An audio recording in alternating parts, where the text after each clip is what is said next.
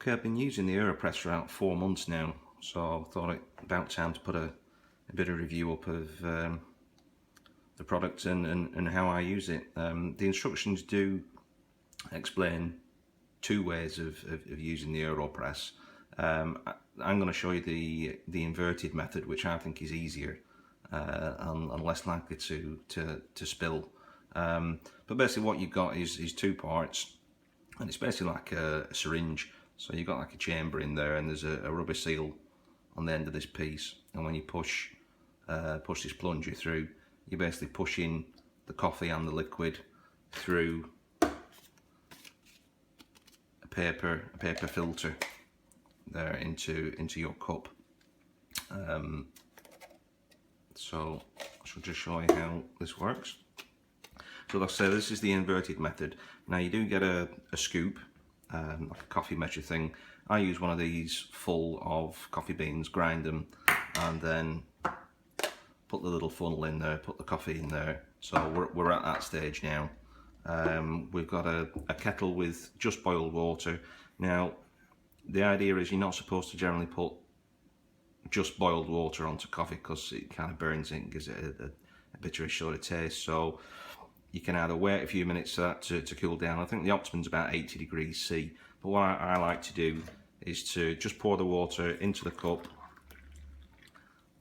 That serves two purposes. The heat from the water goes into the cup and warms the cup nicely, and it also lowers the temperature of the water. I have checked this numerous times, and it's around about the 80 degrees C, so I'm not to a couple of degrees. So this is basically the way that I would do this. So water into the AeroPress and give that a stir for about 10 seconds. You do get a black plastic stirring sort of blade in with the kit, which I don't tend to use. It's a bit clumsy. So give that a stir for about 10 seconds. And so you've already got one filter paper in the filter end. You do get quite a few.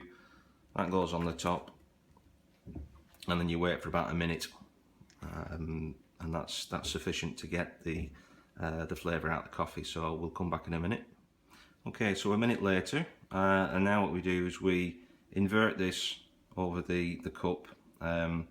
So we do that in one movement. We don't want any leaks or any drips to go all over the work surface, so we'll just turn that up like that. Now you shouldn't get much coming out there at this stage. You can get the odd drip, but that's about it.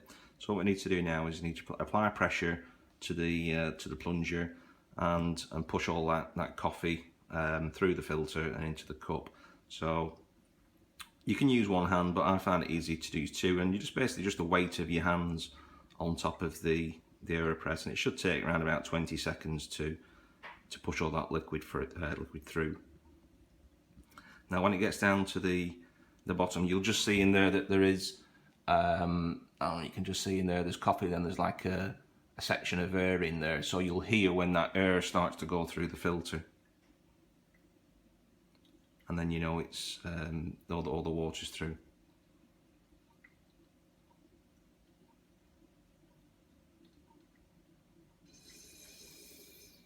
There you go, push that down to the bottom. Just let the last few drips come out. That's that. And you can top that up with water, because you don't get generally a full cup. It's like a concentrated sort of slug of coffee, if you will. So then you'd put either coffee mate or milk or whatever you put in there, or just drink it black. To get rid of the sort of little puck of coffee you get in there, you can just take that off and take that over to the bin like that, and then just fire that in, and then whatever little bits you've got on there, you can just rinse those.